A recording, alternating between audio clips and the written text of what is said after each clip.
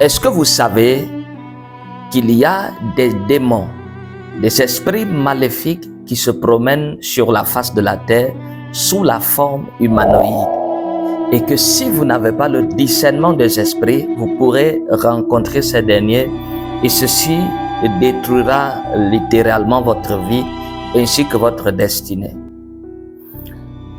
Vous allez certainement me poser la question, mais Major Prophète Frédéric, est-ce que ce que vous dites est biblique? Est-ce que c'est fondé? Et je vais te faire comprendre que cela est fondé. Nous allons regarder quelque chose.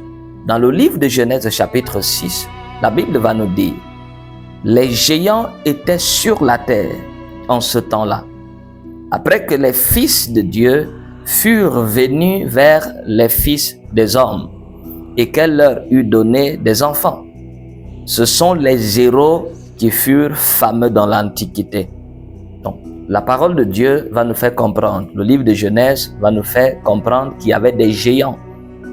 Vous avez entendu parler des géants comme Goliath qui étaient là, et surtout au temps de Noé, ces géants qui semaient le chaos, la méchanceté et toutes ces choses.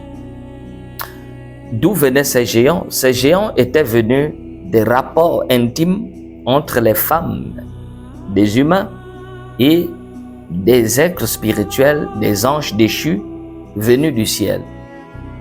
Et comment cela a pu se passer? Vous pouvez me poser la question, mais comment est-ce qu'un esprit, de façon physique, littérale, a pu avoir de rapports intimes avec une femme? Ils ont pris de la forme humanoïde. D'où donc, vous devez comprendre que si ces êtres spirituels, ils ont pris la forme humanoïde et ils ont eu des rapports, des relations intimes avec des femmes, sachez donc que des êtres spirituels, des démons, peuvent prendre la forme humanoïde et opérer sur la face de la terre. C'est pour cela que je déplore pour des personnes qui ne prient pas le Seigneur pour avoir ce que j'appelle le discernement des esprits. Est-ce que vous savez que si vous êtes une personne qui ne prend pas le temps dans la présence de Dieu, de vos entrailles peuvent sortir des êtres que vous allez voir comme des humains, mais qui sont tout simplement des missionnaires de Satan dans ce monde, venus parfois pour détruire des familles, détruire des nations et détruire des peuples.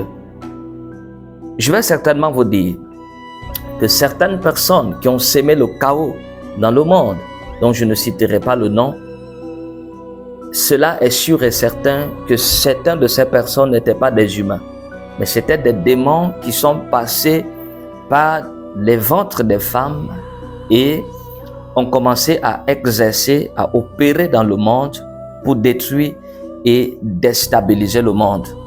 La Bible va nous faire comprendre quelque chose dans le livre de Genèse, chapitre 3, à partir du verset 15. Permettez-moi de lire cela.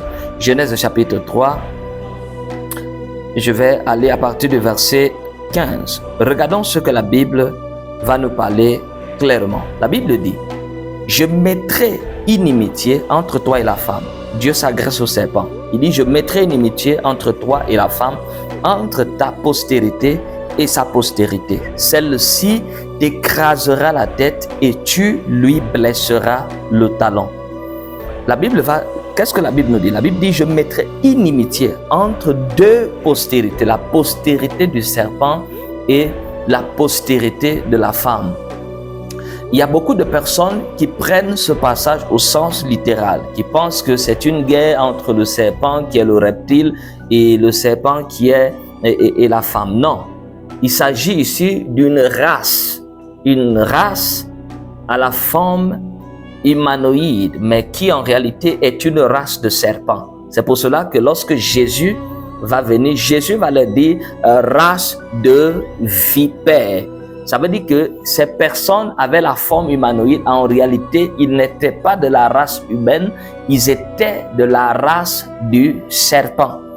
Ils avaient pour seule mission de répandre leur venin, de détruire, parce qu'ils étaient de cette race-là.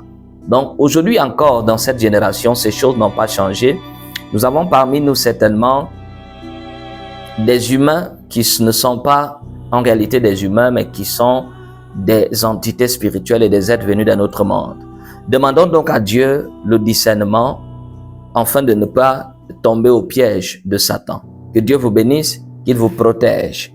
Et je vous dis à très bientôt pour une nouvelle vidéo. N'hésite pas de t'abonner et d'activer la cloche de notification pour ne manquer à aucune de nos prochaines vidéos. Shalom à toi.